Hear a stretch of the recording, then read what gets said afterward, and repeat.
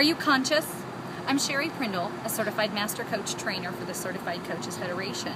And did you know that we spend 85 to 90% of our waking hours unconscious?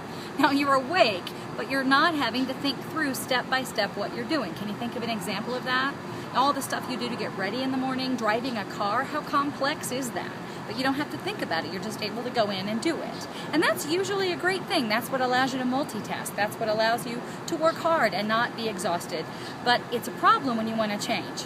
Now, typically people have something, some goal that they'd like to achieve, some obstacle they'd like to overcome, and they seek out coaching. As a matter of fact, U.S. News and World Report says that life coaching is the second fastest growing consulting profession in the United States today. People come to coaches to make a change, but have you tried to make a change before? You set a goal, you think about the goal, you remind yourself of the goal. If you're really good, you break it down into steps, but you still find that you backslide. Well, that's because all of that's happening consciously. You know, the tip of an iceberg is only 10%, and the other 90% under the surface is what sinks ships. That's what sinks us as well. Remember, 85 to 90% is unconscious. The unconscious mind, it's called the limbic system, look it up, is in control most of the time. And your limbic system is happy to do whatever you train it to do. But we didn't train it initially. It got trained through generational things, through cultural things, through our upbringing. And now we are programmed to stay exactly the way we are right now.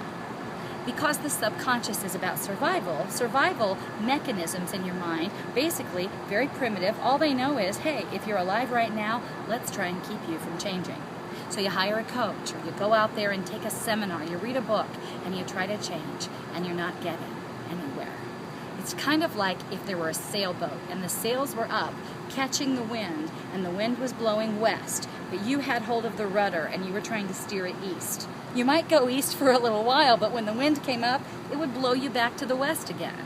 The rudder is like being conscious and having goals. That's great, that helps, but if the wind in the sails is blowing you the other way, you're not going to get anywhere. And how many times do you get started and not quite make it, and you can't quite do it, and you don't change, and you backslide? That's what coaching helps you do.